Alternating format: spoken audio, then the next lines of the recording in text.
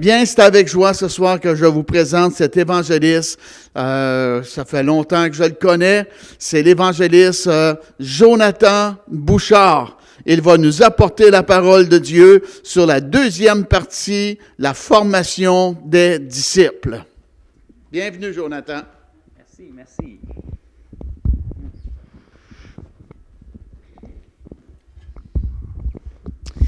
Amen. Bonsoir à tous. Soyez bénis dans le nom de Jésus. On est heureux de pouvoir partager du temps avec vous ce soir encore, à travers la caméra si vous nous écoutez en direct, puis tous ceux qui vont écouter en rediffusion.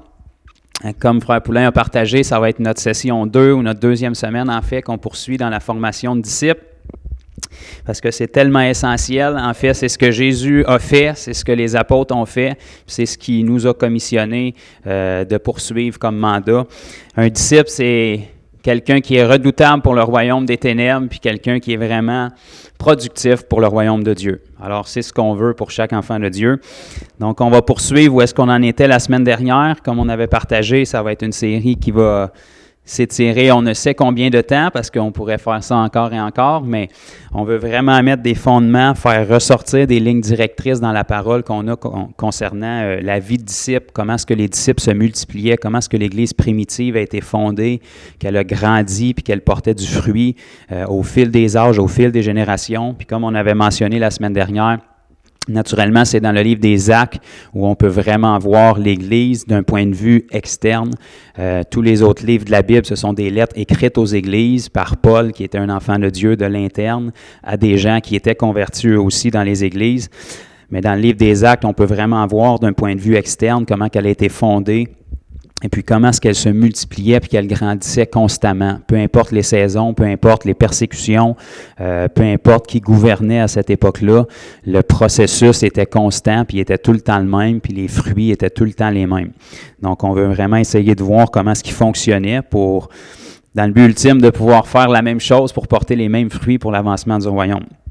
Donc juste pour faire un petit récapitulatif sur là où on avait terminé la semaine dernière, j'avais seulement 2 versets, ou plutôt 2 passages de lus dans le livre des Actes. Et puis on était rendu au chapitre 5, à la fin du chapitre 5, versets 41-42, où on avait lu ensemble. Acte 5, verset 41, « Les apôtres se retirèrent de devant le Sanhédrin, joyeux d'avoir été jugés dignes de subir des outrages pour le nom de Jésus. Et chaque jour dans le temple et dans les maisons, ils ne cessaient d'enseigner et d'annoncer la bonne nouvelle de Jésus-Christ. » Donc, on peut voir que c'est un processus qui était constant et puis il était toujours à l'œuvre. Et puis là, on avait vu la semaine dernière qu'au début de l'Église, on avait juste quelques temps que l'Église était débutée par un miracle qui s'est produit au jour de la Pentecôte où est-ce que le Saint-Esprit était descendu sur 120 personnes. On avait obtenu 3000 conversions. Et par un autre miracle par la suite qui s'était produit à travers les mains de Pierre et Jean à la belle porte du temple, le boiteux qui avait été guéri avait amené 5000 conversions supplémentaires. Donc, on était environ à 8000 conversions, plus les 120 dans la chambre haute. Donc, ça fait 8120 pour débuter l'Église. Tout ça à travers 2 miracles basés sur la puissance de Dieu. Une guérison et un baptême du Saint-Esprit en masse pour un groupe de personnes. Et à chacune de ces occasions-là, les apôtres ou les gens concernés saisissaient l'occasion pour annoncer le message de l'Évangile en toute simplicité. Puis il y avait des gens qui avaient le cœur ouvert qui le recevaient et on voyait l'Église grandir. La Bible nous dit à plusieurs endroits qu'elle grandissait quotidiennement, de jour en jour. Dieu ajoutait ceux qui étaient sauvés à l'Église. Donc, on poursuit dans le livre des Actes, puis on va continuer de voir le processus, en fait, que les apôtres ont utilisé. Puis il faut se souvenir, les apôtres ont été enseignés par Jésus. Donc, ils ont reproduit ce qu'ils avaient vu dans la vie de Jésus et Jésus les avait commissionnés de se reproduire dans d'autres personnes. Parce que naturellement, les apôtres sont morts un jour, donc il fallait que le message se soit transmis à d'autres, pas juste en parole, mais aussi en action et en pratique, pour que des gens soient formés pour poursuivre ce que les apôtres ont débuté. Sinon, tout ce que les apôtres ont fait et ce que Jésus a fait aurait été en vain, parce que le message n'aurait jamais pu se transmettre à nous aujourd'hui, qui, soit dit en passant, sommes assez loin de Jérusalem. Donc, forcément, le message a fait son chemin.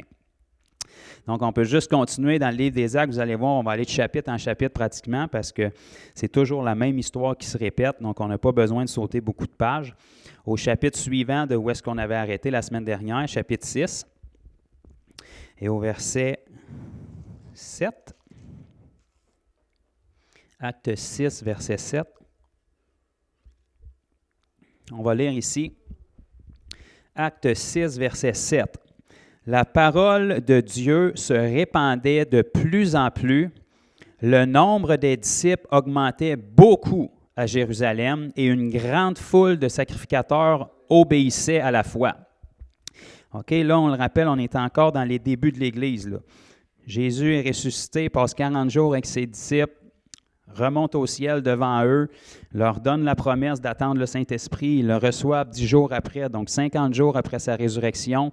Et puis là, l'Église a été fondée. Donc, ça fait quelque temps que l'Église est fondée. Et la Bible nous dit déjà ici, dans le chapitre 6, que la parole de Dieu se répandait de plus en plus. Donc, de toute évidence, la parole de Dieu ne peut pas se répandre toute seule. Okay? La Bible ne nous dit pas nulle part que les anges ont le mandat de prêcher l'Évangile, et Dieu ne le fera pas lui-même. Donc, pour que la parole de Dieu se répande de plus en plus, c'est parce que quelqu'un, quelque part, ouvrait sa bouche pour la répandre. En l'occurrence, ça ne peut pas être les gens du monde qui ne connaissent pas le Seigneur Jésus, donc ça devait être ceux qui le connaissaient. Le nombre des disciples augmentait beaucoup. Donc là, ici, on peut voir que non seulement la parole de Dieu se répandait de plus en plus, mais apportait du fruit. Parce que pour que le nombre de disciples augmente, il fallait que des gens croient au message qui était annoncé. Donc, le nombre de disciples augmentait beaucoup. Okay? La Bible nous dit beaucoup à Jérusalem et une grande foule de sacrificateurs obéissait à la foi. Donc, ici, sacrificateurs, c'était les religieux de l'époque.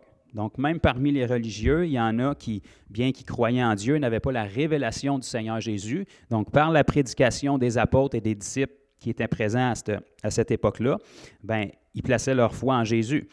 Ça nous dit, verset 8, regardez bien, « Étienne, plein de grâce et de puissance, faisait des prodiges et de grands miracles parmi le peuple. » Oh, fait que là, on vient d'avoir une clé à pourquoi est-ce que la parole de Dieu se répandait et que le nombre des disciples augmentait.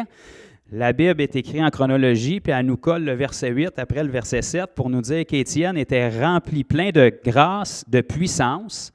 Et qu'est-ce que ça faisait?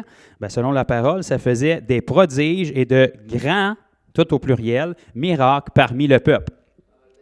Donc, des prodiges et des grands miracles parmi le peuple, généralement, ça fait que la parole est annoncée et que le nombre des disciples augmente.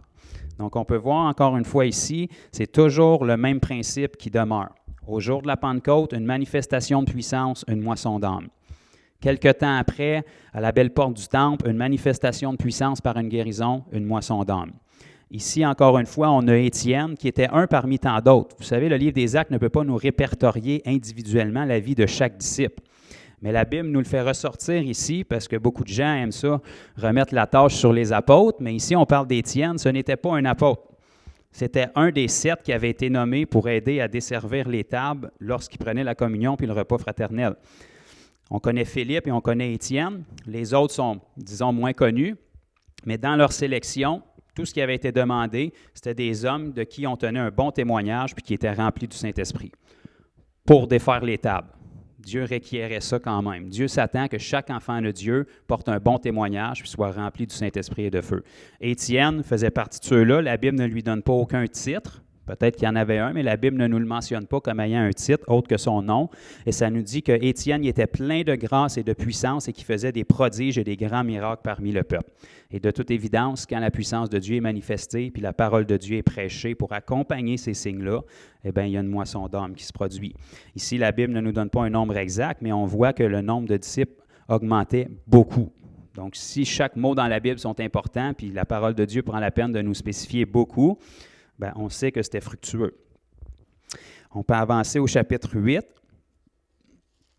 Juste une page. Au chapitre 8, on va lire ici, au verset 4. Actes chapitre 8 et le verset 4. Ceux qui avaient été dispersés allaient de lieu en lieu.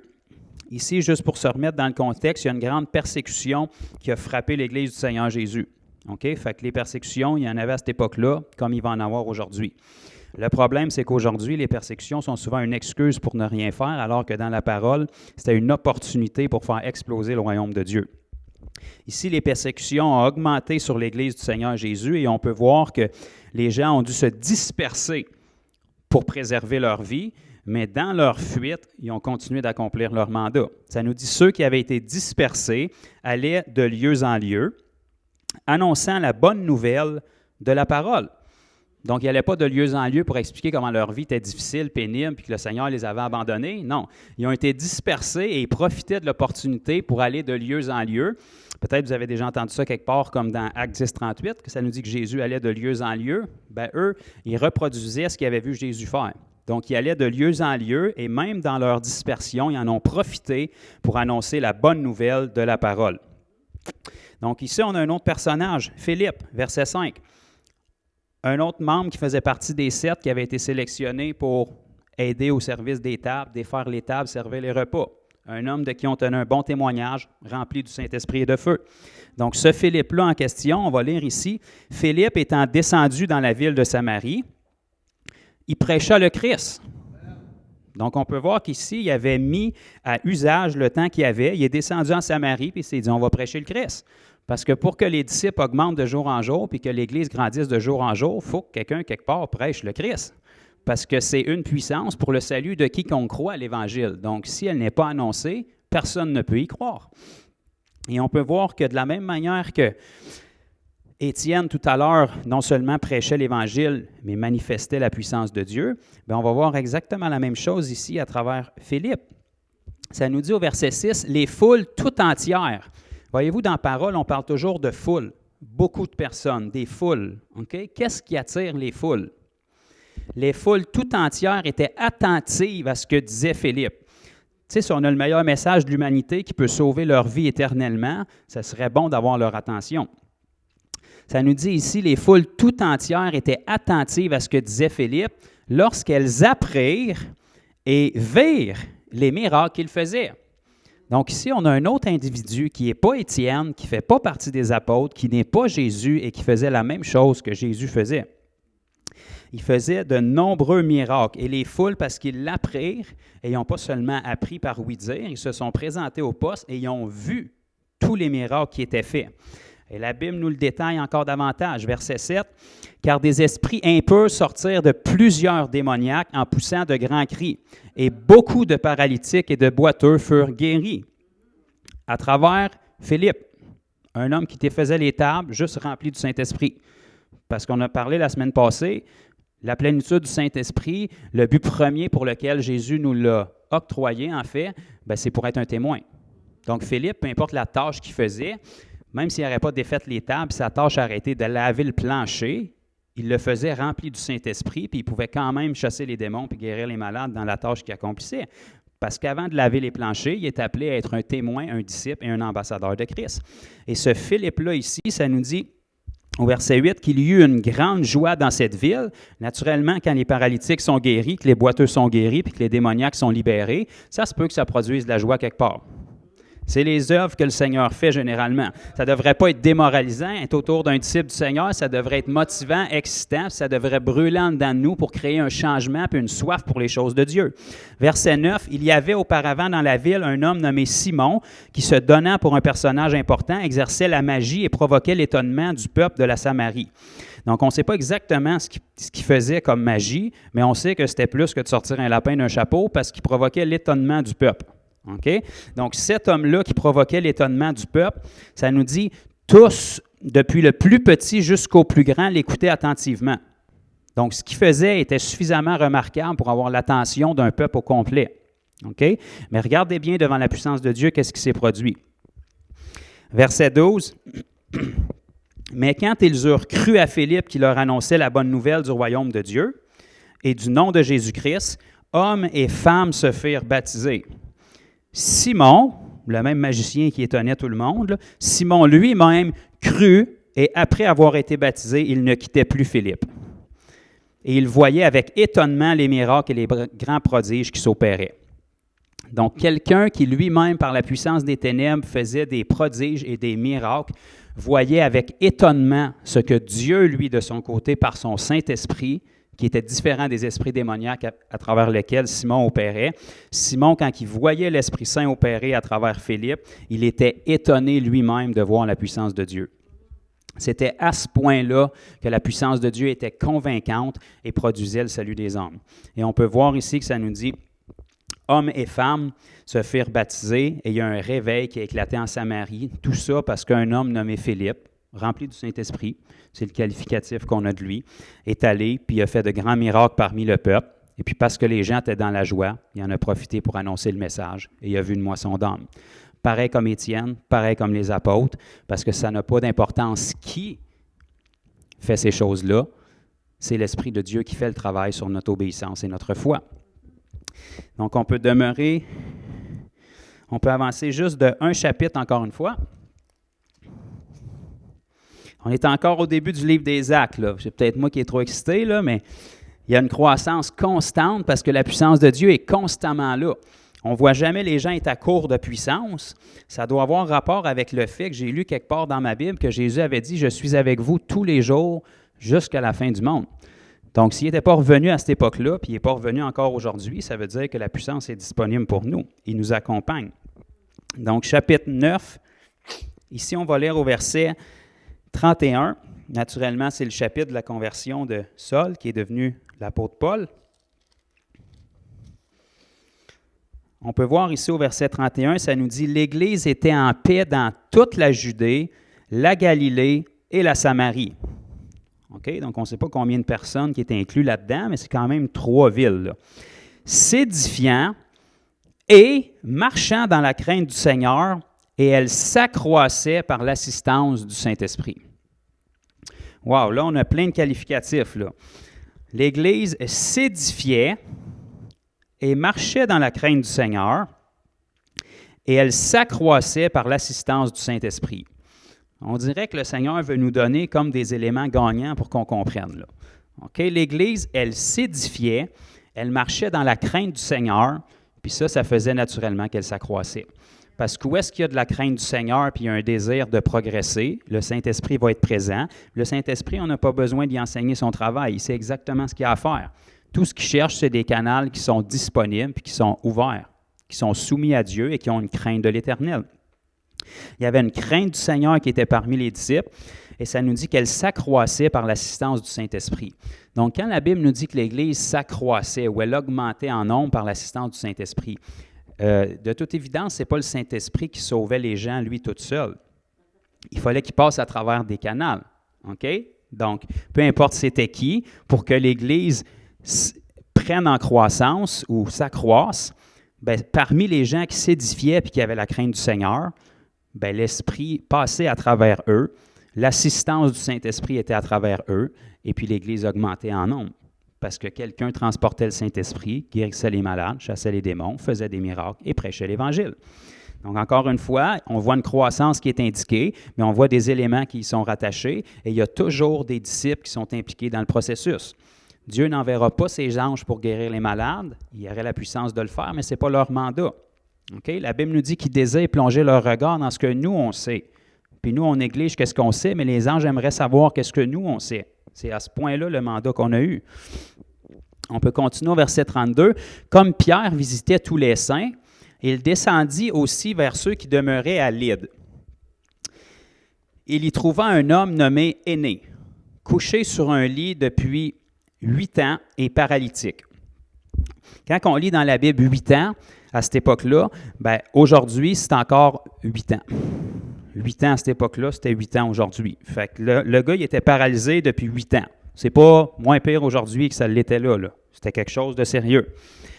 On voit ici au verset 34, Pierre lui dit, « Énée, Jésus-Christ te guérit. Lève-toi et arrange ton lit. » Et aussitôt, il se leva. Ça ressemble d'un miracle. Il y en a plusieurs dans la Bible, mais on regarde la ligne directrice. Regardez bien ce que ce miracle-là a produit. Verset 35. Tous les habitants de Lyde, on ne sait pas combien il y avait d'habitants. OK, mais disons que c'est un petit village de 500 personnes. Disons ça comme ça pour être conservateur. Bien, tous les habitants de Lyde et du Saron, on ne sait pas il y avait combien de gens, mais disons que c'est un autre petit village de 500 personnes pour être vraiment conservateur.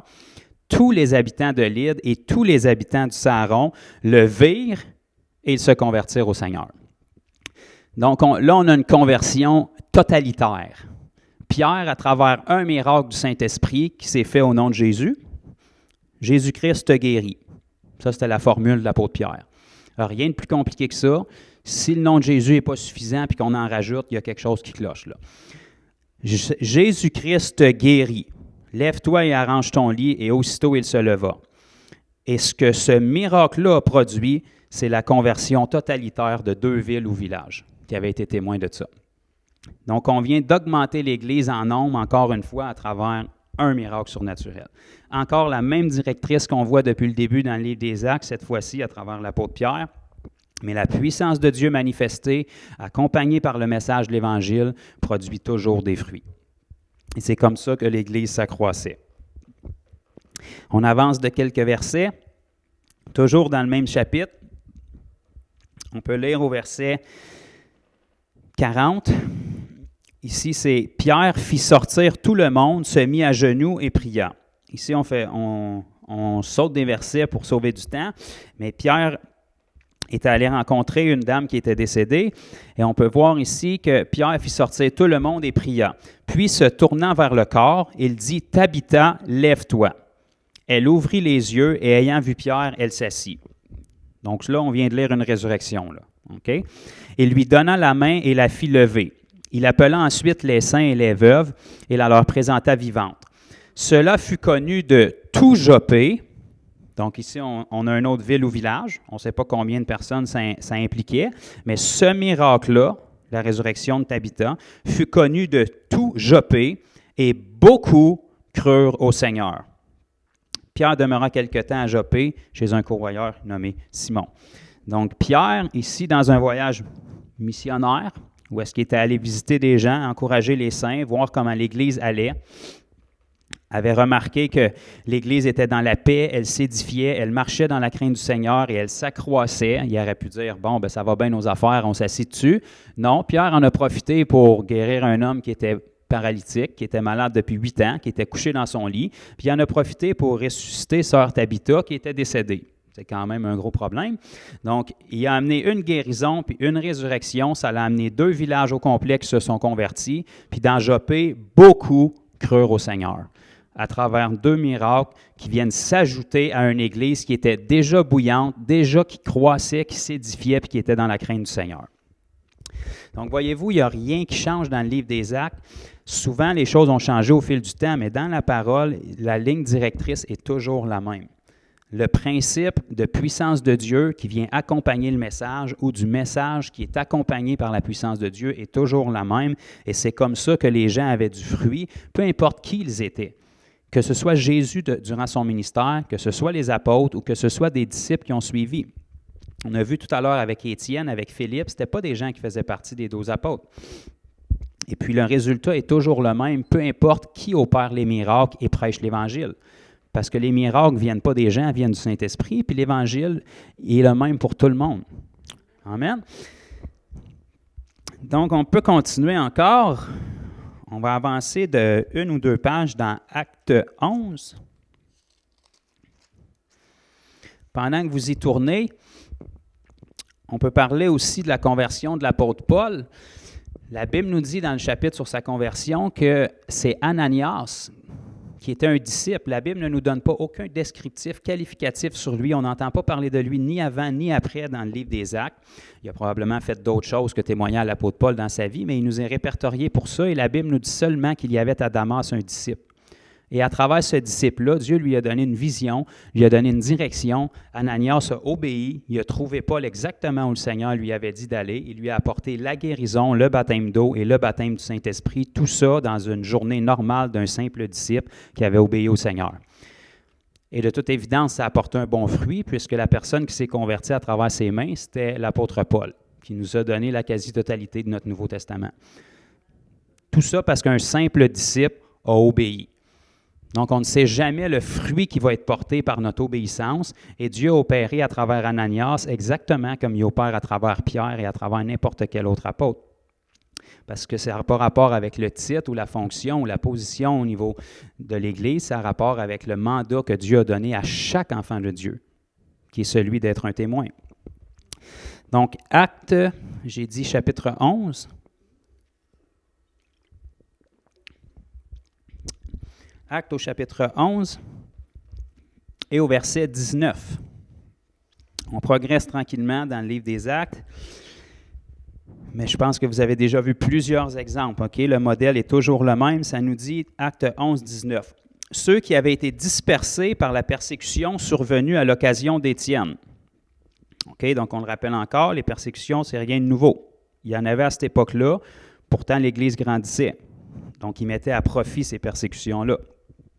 Ceux qui avaient été dispersés par la persécution survenue à l'occasion d'Étienne allèrent jusqu'en Phénicie, dans l'île de Chypre et à Antioche, annonçant la parole seulement aux Juifs.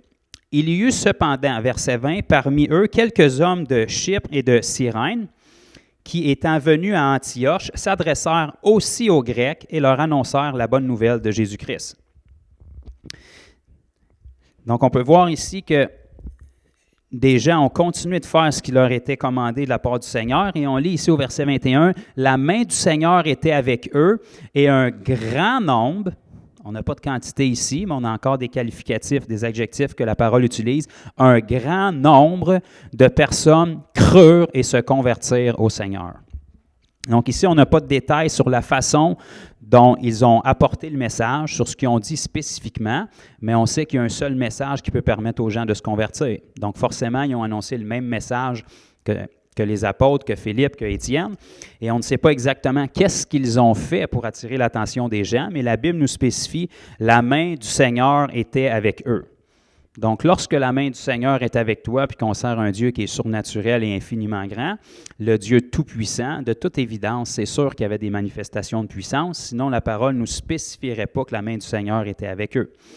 Et la preuve de cela, c'est qu'un grand nombre de personnes crurent et se convertirent au Seigneur. Donc, encore une fois, on peut voir que l'Église augmentait parce qu'il y a des gens quelque part, ils ne sont pas nommés spécifiquement, ne sont pas célèbres dans la parole, mais ils ont fait leur travail puis ils ont participé à l'accroissement de l'Église du Seigneur Jésus. Et ils sont allés annoncer l'Évangile à des non-juifs, qui étaient des Grecs en l'occurrence, dans un nouvel endroit qui était Antioche, et ils ont vu les fruits de la parole de Dieu qui fonctionnaient là-bas aussi. On poursuit, juste quelques paragraphes plus loin, Acte 12. Dans Acte chapitre 12, et le verset 24. On lit ici, « Cependant, la parole de Dieu se répandait de plus en plus, et le nombre des disciples augmentait. » Wow, on dirait que c'est du pareil au même, là. Je ne sais pas si on est resté pris dans le même chapitre ou c'est nous qui avons rajouté des chapitres dans le livre des Actes, mais en fait, c'était une histoire que Luc nous répertoriait, mais on dirait qu'il est tout le temps dans la même histoire parce que c'est tout le temps la même chose qui se répète. On lit ici, « Cependant, la parole de Dieu se répandait de plus en plus. » Donc, forcément, la parole de Dieu ne peut pas se répandre toute seule. Ça prend un véhicule pour qu'elle se répande. La parole de Dieu se répandait de plus en plus. Et puisqu'elle est toujours vivante et efficace, plus tranchante qu'une épée quelconque à deux tranchants, elle avait son effet dans le cœur des gens. Et la Bible nous dit, « Le nombre des disciples augmentait. » Et quand le verset commence en nous disant « Cependant », bien ça veut dire qu'il y avait une condition, c'était cependant à travers les persécutions. Okay? À travers les persécutions qui se poursuivaient, malgré ça, la parole de Dieu se répandait de plus en plus et l'Église augmentait de plus en plus, avec une augmentation dans le nombre des disciples. Amen. Donc, on peut poursuivre encore. Tournez juste une page, peut-être la même page, dépendamment de la Bible que vous avez dans le chapitre 13. Actes, chapitre 13.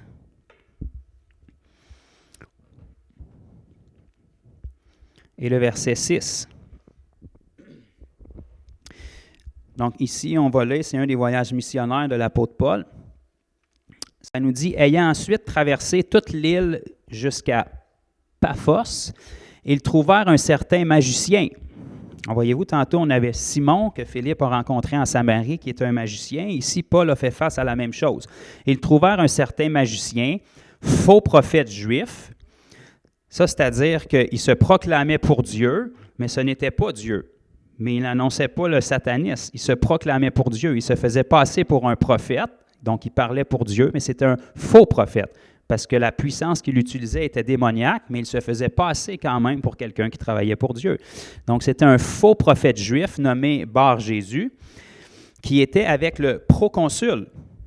Okay? Donc, naturellement, il s'était collé après quelqu'un qui était à la tête du peuple, puisqu'il avait une certaine puissance pour accomplir des choses de magie.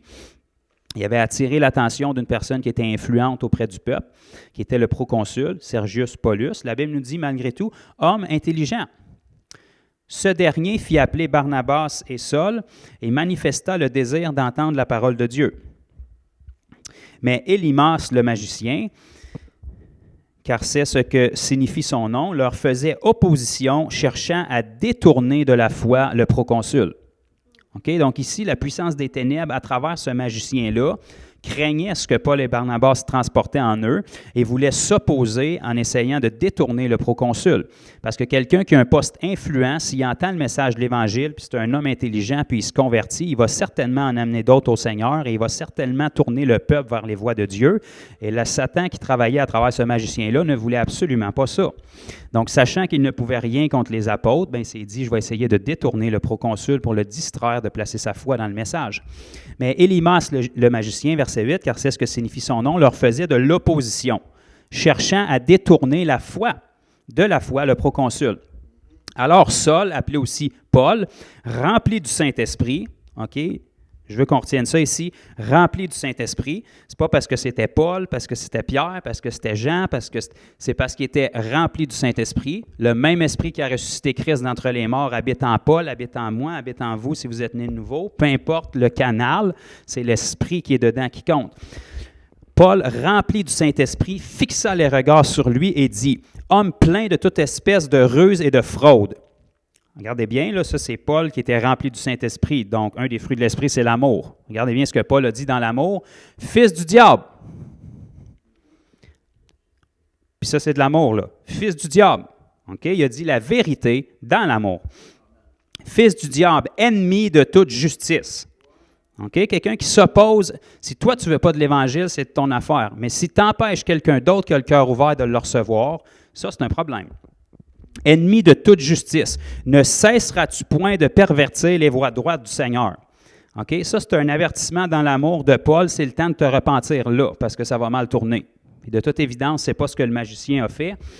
Et on va lire ici, au verset 11, « Maintenant, voici, la main du Seigneur est sur toi et tu seras aveugle. » C'est Paul qui est en train de dire ça, là.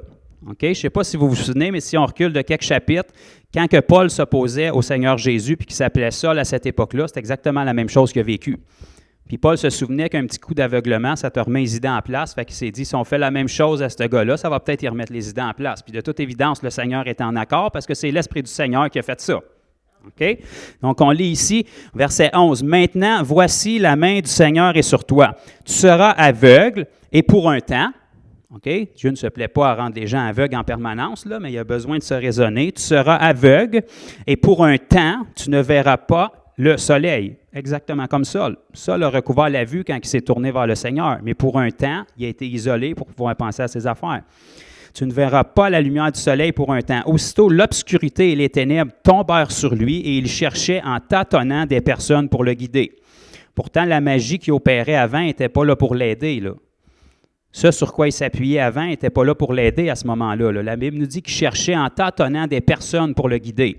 Avant ça, tu profites des personnes à travers la puissance des démons. Quand tu en as besoin, il n'y a pas de démons qui sont là pour t'aider. Tu as besoin des gens. Il cherchait des personnes pour le guider.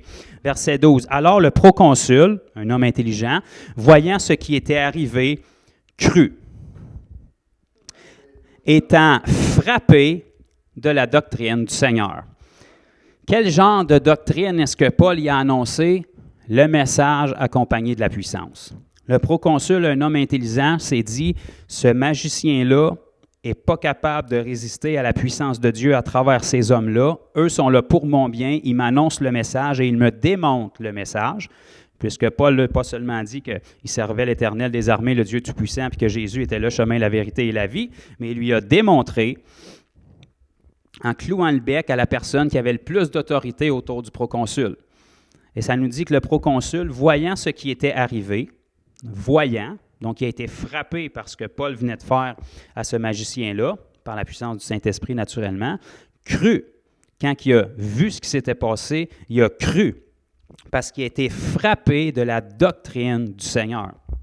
Je mets de l'emphase là-dessus parce qu'ici, même si le mot « doctrine » est utilisé, ce n'est pas juste une doctrine théologique, c'était une doctrine vécue et manifestée que Paul a apportée dans son message de l'Évangile à ce proconsul-là, et ça a eu son effet. Donc ici, ce n'est pas une foule qui s'est convertie, c'est une personne, mais c'est une personne influente, qui a vu la puissance de Dieu, publique exactement, qui a une voix qui est entendue par beaucoup, et l'histoire ne nous dit pas ce qui s'est passé par la suite, mais on sait qu'une personne influente, quand elle a une rencontre percutante puis qu'elle est transformée complètement, cette personne-là, peu importe dans quel cercle d'influence elle opérait, elle sert de modèle à plusieurs autres personnes. Donc, quand les gens voient une transformation de vie radicale, et quand les gens voient que le bras droit du proconsul, qui était le plus grand faux prophète qu'il y avait dans ce village-là, a été frappé par la puissance de Dieu et il n'a pas pu y résister, bien, généralement, ça donne de la crédibilité au message. Donc, encore une fois, on peut voir que la ligne directrice est la même. Il y a eu une manifestation de puissance par quelqu'un qui était rempli du Saint-Esprit. En l'occurrence, ici, c'était l'apôtre Paul encore, et que ça l'a apporté un étonnement chez les gens qui étaient là. Cette fois-ci, c'était le proconsul Sergius Paulus. Et puis, il a été frappé par la doctrine et ça l'a amené à se convertir. Encore la même directrice. La puissance de Dieu, pas juste en parole, mais en action, démontrée, pas sur nos propres forces, mais sur la puissance du Saint-Esprit, sans gêne, sans honte, dans l'amour, mais dans l'amour, dans la vérité, et puis ça a produit ses fruits. On peut rester dans le même chapitre, juste avancer quelques versets plus loin, au verset 48. Actes chapitre 13 et le verset 48. On va lire ici, les païens, donc ça c'est un terme juste utilisé pour décrire des non-juifs, se réjouissaient en entendant cela et ils glorifiaient la parole du Seigneur.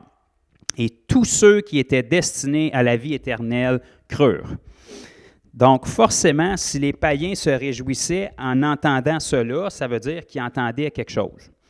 Puis pour entendre quelque chose, ça veut dire qu'il y a quelqu'un qui leur disait quelque chose. Puis pour que ce quelque chose-là les amène à croire puis à se convertir, il fallait que ce quelque chose-là soit le message de l'Évangile. Puis comme il y a juste un message, ça veut dire que c'est le même message qui était annoncé par Paul, qui était annoncé par Pierre, par Jean, par Philippe, par Étienne. Je me répète, mais je veux vraiment faire ressortir ça d'une manière simple, que dans la parole, dans le livre des Actes, tous les fois où on voit l'Église grandir, s'édifier, se fortifier, c'est toujours la même directrice, la même ligne directrice qui est là. Et si on est franc, aujourd'hui, dans beaucoup de milieux, surtout ici en Amérique, cette ligne-là a été perdue, mais la croissance n'est pas là non plus. Donc, il faut qu'on revienne à ces choses-là. Ça nous dit au verset 49, « La parole du Seigneur se répandait dans tout le pays. » Wow, on ne parle pas d'un village, là. Ici, on parle d'un pays. La parole se répandait dans tout le pays. Je le répète encore une fois, la parole ne peut pas se répandre toute seule. Donc, pour qu'elle se répande dans tout le pays, il faut que les voix soient entendues dans tout le pays.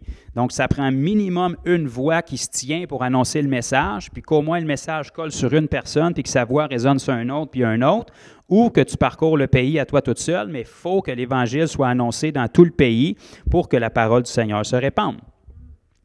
On peut lire ici, mais, et ça c'est toujours comme ça, à chaque fois que la parole du Seigneur se répand, les religieux vont faire surface, peu importe sous quelle forme, sous quelle race ils sont là. Mais les Juifs excitèrent les femmes dévotes de distinction et les principaux de la ville. Ils provoquèrent une persécution contre Paul et Barnabas. C'est drôle, les païens se réjouissent, ils glorifient Dieu. Tous ceux qui sont destinés à la vie éternelle croient, mais les Juifs, ils provoquent de la persécution contre les gens qui initient ça. C'est bizarre comment la religion pense, hein? Et ils les chassèrent de leur territoire. Okay? Ça ressemble un peu à ce que Jésus a vécu puis nous a mis en garde. Il a dit, si vous êtes persécutés pour faire le bien, réjouissez-vous. Ils m'ont persécuté, ils vont vous persécuter. Jésus faisait exactement ça, puis il était persécuté. Les apôtres ont fait exactement la même chose, ils ont été persécutés. Les disciples qui ont pris le message ont fait exactement la même chose, ils ont été persécutés. Mais il y avait des fruits, par contre. L'Église grandissait. C'est les violents qui s'emparent du royaume de Dieu. Paul et Barnabas partirent totalement déprimés pour aller consulter. C'est tout ça qui est écrit. pas dans ma version, Paul et Barnabas secouèrent contre eux la poussière de leurs pieds. Nous autres, notre travail, ce n'est pas de vous sauver, puis ce n'est pas un manque d'amour. C'est de te tendre la bouée si tu es en train de te nailler. Si tu n'aimes pas la couleur et le format, c'est de ton affaire. Moi, je t'ai donné la bouée pour que tu puisses être sauvé. OK? Secouèrent la poussière de leurs pieds et ils allèrent à Icône. Tandis que les disciples étaient remplis de joie et du Saint-Esprit. Voyez-vous que les persécutions n'ont rien changé à la plénitude du Saint-Esprit puis la joie des disciples? Parce que les disciples ne signent pas pour avoir une vie parfaite. Ils signent pour que l'Évangile se répande. Peu importe les persécutions, peu importe la misère, peu importe les désaccords, on ne s'attend pas que quand on annonce le message, tout le monde va être d'accord. Sinon, ça veut dire qu'on prêcherait à des chrétiens. Si on prêche à des gens qui ne connaissent pas le Seigneur, c'est certain que le message ne fera pas son chemin dans tous les cœurs. Ça, il faut s'y attendre, mais ça ne doit pas nous empêcher d'annoncer le message. Chapitre suivant. Quelques lignes suivantes. Acte 14 et le verset 3. Donc, après que Paul et Barnabas aient secoué la poussière de leurs pieds, sont partis vers Icône. Les disciples qui étaient demeurés là étaient dans la joie, remplis du Saint-Esprit. À Icône, Paul et Barnabas entrèrent ensemble dans la synagogue et on va lire au verset 3. Ils restèrent cependant assez longtemps à Icône, parlant avec assurance. Regardez bien, la Bible nous donne une clé de où est-ce que venait leur assurance. Appuyés sur le Seigneur. OK, ils ne s'appuyaient pas sur leur capacité, mais sur le Seigneur. Pourtant, Paul avait beaucoup de capacités et beaucoup de connaissances, mais il ne s'appuyait pas sur ça, il s'appuyait sur le Seigneur. C'est ce qui lui permettait de parler avec assurance. Appuyé sur le Seigneur, qui, là ici on parle du Seigneur, qui rendait témoignage à la parole de sa grâce et permettait, là on parle toujours du Seigneur ici, le Seigneur, rendait témoignage à la parole de sa grâce. Donc, il rendait témoignage à sa propre parole. C'est tout à son avantage. Et permettait qu'il se fît par leurs mains des prodiges et des miracles. Donc, ici, on voit encore le même principe qui est là. Paul et Barnabas ont secoué la poussière, sont rentrés à Icône, ils ont continué d'annoncer le message et ils parlaient avec assurance malgré les persécutions. Et Dieu venait confirmer la parole qui était annoncée par Paul et Barnabas malgré les persécutions en étendant sa main pour qu'il se fasse par les mains des apôtres des prodiges et des miracles pour donner de la crédibilité au message. Encore le même principe que tous les autres versets qu'on a vus précédemment. On peut continuer encore juste une autre page, chapitre 16. Acte 16. Et on va commencer au verset 1. À chaque chapitre, je me dis on pourrait commencer au début du chapitre parce que c'est tellement extraordinaire pour moi en tout cas. Moi, je vois du monde guéri, beaucoup de signes, beaucoup de prodiges, beaucoup de miracles, puis une église qui grandit. Fait que pour moi, ça me bénit. OK? Acte chapitre 16, débutant au premier verset. Ça nous dit ici, il se rendit ensuite à Derbe et à Lystre. Et voici, il y avait là un disciple nommé Timothée, fils d'une femme juive. Ici, on parle de Paul. Il a rencontré un disciple nommé Timothée, fils d'une femme juive fidèle et d'un père grec. Les frères de Lys et d'Icône rendaient de lui un bon témoignage. Paul voulut l'amener avec lui et l'ayant pris, il le circoncis à cause des Juifs qui étaient dans ce lieu-là, car tous savaient que son père était grec. En passant, verset 4, en passant par les villes, il recommandait, là ici on parle de Paul, il recommandait aux frères d'observer les décisions des apôtres et des anciens de Jérusalem. Regardez, Paul donnait ces recommandations-là aux églises, dans chaque ville. Okay, ça nous dit en passant par les villes. Donc, les villes avaient des églises. Il y avait des groupes de croyants dans chaque ville. Verset 5, les églises se fortifiaient dans la foi. Les églises, pas une église, là, les églises dans chaque ville se fortifiaient dans la foi. Et regardez bien ici, et augmentaient en nombre de jour en jour.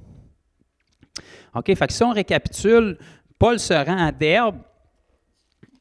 Il rencontre un nommé Timothée, qui est disciple du Seigneur, il l'amène avec lui, puis il continue à visiter les églises dans chaque ville. Et ça nous dit que dans chaque ville, ce à quoi Paul faisait face, c'était que les églises se fortifiaient dans la foi. Ça ne nous dit pas dans chaque ville où est-ce que Paul était. Ça nous dit dans chaque ville, les églises se fortifiaient dans la foi et augmentaient au pluriel. Donc, chaque église augmentait en nombre de jour en jour. Donc, Paul ne pouvait pas être le seul qui faisait augmenter les églises en nombre parce qu'il ne pouvait pas être dans chaque église en même temps. Okay? Donc, il ne pouvait qu'être dans une église, dans une ville à la fois. Mais pourtant, Paul constatait que dans ville en ville où il allait, non seulement les églises se fortifiaient dans la foi, mais les églises dans chaque ville augmentaient en nombre de jour en jour. Donc, pour que les églises augmentent en nombre de jour en jour dans les villes où Paul n'était même pas encore rendu, forcément, c'est parce que ce n'était pas juste Paul qui faisait le travail. C'est parce qu'il y avait quelqu'un dans l'Église qui ne nous est pas nommé, et je sais que c'était plus qu'une personne, qui avait saisi ce que c'était d'être un disciple et qui faisait son travail de témoin. Il y avait des gens forcément dans ces églises-là qui étaient remplis du Saint-Esprit, et Paul constatait en allant pour les encourager, en allant partager son témoignage, en allant s'assurer que leur doctrine était encore alignée sur la parole, en allant s'assurer qu'il y avait encore une crainte de l'Éternel qui était parmi eux, en allant s'assurer qu'ils s'édifiaient dans la foi plutôt qu'avoir des discours vains qui mènent nulle part et qui font des divisions. Paul constatait en leur enseignant que les églises s'accroissaient et augmentait en nombre de jour en jour, même si lui n'était pas présent. Forcément, ceux qui étaient là permettaient à l'Église d'augmenter. Et bien que c'est le Seigneur qui permet l'augmentation, bien, il se doit de passer à travers des canaux. Et si ce n'était pas Paul, il fallait que ce soit quelqu'un d'autre. Et Paul constatait ça à cette époque-là dans les villes qu'il visitait. On peut avancer ici, je vais faire ressortir un point, puis on va terminer avec ça pour ce soir.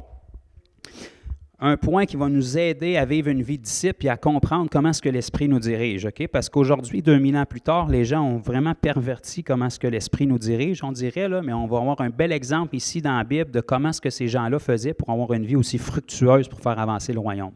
Verset 6, ça nous dit « Ayant été empêchés par le Saint-Esprit d'annoncer la parole dans l'Asie, ils traversèrent la Phrygie et le pays de Galatie. » Arrivés près de la Mysie, laissez tomber les noms de côté, si vous ne les comprenez pas, ce n'est pas grave, là.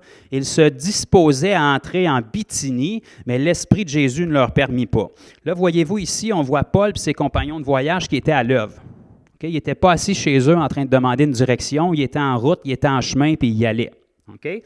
Quand ils sont arrivés à certains endroits, ils ont été empêchés par le Saint-Esprit d'y entrer, ils se sont détournés, ils ont continué leur route, okay? Parce que Jésus a dit « Allez ». Tant que son commandement n'est pas repris, ils y vont, ils font leur travail. Ils sont arrivés en Mysie, l'Esprit de Jésus ne leur permit pas. Ils franchirent alors la Mysie, verset 8, et descendirent à Troas. Voyez-vous, pendant la nuit, Paul eut une vision, un Macédonien lui apparut et lui fit cette prière. « Passe en Macédoine et secours-nous. » Donc ça, c'était la façon que Dieu donnait une direction à Paul. Mais remarquez que Dieu a donné une direction spécifique à Paul pendant que Paul était actif et faisait déjà la volonté connue de Dieu. Paul n'a pas attendu chez lui, il n'a pas resté à Damas où est-ce qu'il s'est converti, il n'a pas resté assis jusqu'à ce qu'il y ait une direction du Seigneur. Il a pris la direction qui lui était déjà donnée, d'aller par toute la terre, faire de toutes les nations des disciples. Et pendant qu'il était en action, en train d'obéir au commandement connu du Seigneur, bien, l'Esprit l'a dirigé sur comment faire les choses. Et c'est après 2 tentatives d'entrer dans différentes villes que Dieu lui a révélé ça par un rêve qu'il a fait la nuit, dans une vision plutôt, et qui a vu un Macédonien qui lui est apparu, et c'est là que Paul a compris que le Seigneur voulait les diriger en Macédoine. Mais ils ont été dirigés du Seigneur pendant qu'ils étaient actifs en train de faire quelque chose. Donc le Seigneur ne nous donnera pas une volonté spécifique qui est mystérieuse tant qu'on n'obéit pas à sa volonté qui est déjà révélée. Si on veut que le Seigneur nous dirige, nous oriente et nous utilise, bien, il faut être disponible, il faut aller pour que Dieu puisse se servir de nous. Pour que Dieu puisse nous donner une direction spécifique, il faut qu'on soit en mouvement et qu'on aille déjà quelque part. OK? Ça, c'est important de le comprendre parce que beaucoup de gens vont tenter de hyper-spiritualiser l'évangélisation, on dirait, puis ils ne feront rien si Dieu ne leur dit pas. Mais il y a déjà une portion que Dieu nous a dit. OK? Si les apôtres n'avaient pas obéi, ils seraient encore sur le mont des Oliviers à attendre que Jésus revienne. Dieu est obligé d'envoyer des anges pour leur dire « Les gars, il va falloir dégeler, là.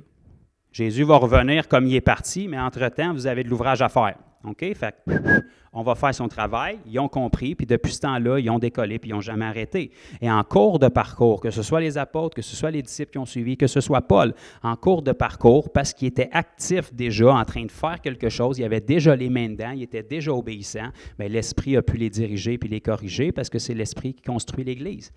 Mais à travers nous qui sommes des pierres vivantes, à travers nos mains, à travers nos pieds, à travers notre bouche. Amen. Donc, on n'a même pas la mi-chemin de fait dans le livre des Actes, puis on peut voir que c'est tout le temps le même principe, c'est tout le temps puissant, tout le temps glorieux. On va arrêter là pour cette semaine, on va pouvoir poursuivre dans les semaines à venir. Je crois que ça va être dans 2 semaines, mais on veut poursuivre encore cet enseignement-là. J'espère que ça vous bénit, que vous voyez des choses. C'est rien de compliqué, là. C'est juste du simple, mais on veut vraiment être capable de revenir à la parole parce que de toute évidence, les fruits qu'il y avait puis les multiplications qui étaient là étaient évidentes. Puis c'est ce qu'on veut dans nos vies. Je veux prendre les quelques minutes qui restent pour pouvoir prier pour les gens qui écoutent, qui vont peut-être écouter en rediffusion aussi. C'est une chose de parler d'un Dieu de puissance, mais si on y croit, bien, il faut que ça se manifeste aussi.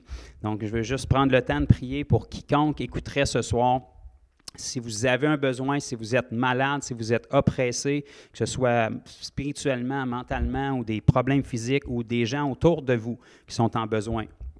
OK, vous pouvez servir de canal pour eux. Je vais juste prier général pour tous ceux qui écoutent, puis il n'y a pas de distance avec la puissance de Dieu. Donc, en toute simplicité, comme j'ai dit, ça n'a pas rapport avec Joe, c'est le nom de Jésus, puis la foi dans ce nom. Donc, on va relâcher la puissance de Dieu sur vous pour tous les besoins qui sont là. Fait que Père, dans le nom de Jésus, je te prie pour chaque besoin qui est là. Premièrement, au niveau de la guérison. Dans le nom de Jésus, je commande à toute maladie, toutes gens qui sont malades dans leur corps physique, peu importe le besoin, je relâche la guérison maintenant sur tous ceux qui écoutent. Je vous commande au nom de Jésus d'être guéris de toute douleur, de toute maladie. Soyez guéris maintenant dans le nom de Jésus. Maintenant, je parle à tout esprit mauvais, à tous les gens qui peuvent être oppressés en connaissance de cause ou non, toute dépression, toute possession, tout trouble, tout tourment, toute insomnie, tout ce qui vous oppresse, toute pensée suicidaire, toute pensée de meurtre, de découragement, tout ce qui est malsain dans vos vies, dans le nom de Jésus, Satan, sors! Je te commande de lâcher ton emprise sur ces gens-là. Je les rends libres maintenant dans le nom de Jésus. Soyez libérés à l'instant même. Si vous sentez quelque chose qui bouge en vous, laissez-les sortir en cri ou si vous avez mal au cœur, envie de vomir, laissez-les sortir. Mais dans le nom de Jésus, Satan, sors! Quitte les gens qui sont oppressés maintenant. Je relâche la liberté sur vous là où vous êtes dans le nom de Jésus. Au nom de Jésus maintenant. Amen. On vous bénit dans le nom de Jésus. Si vous avez expérimenté des choses, gênez-vous pas pour écrire, donner vos témoignages. Ça nous fait toujours plaisir de savoir ce que Jésus fait. Et puis sinon, jusqu'à la prochaine fois, demeurez bénis. Et puis on poursuit dans cet enseignement-là prochainement. Soyez bénis.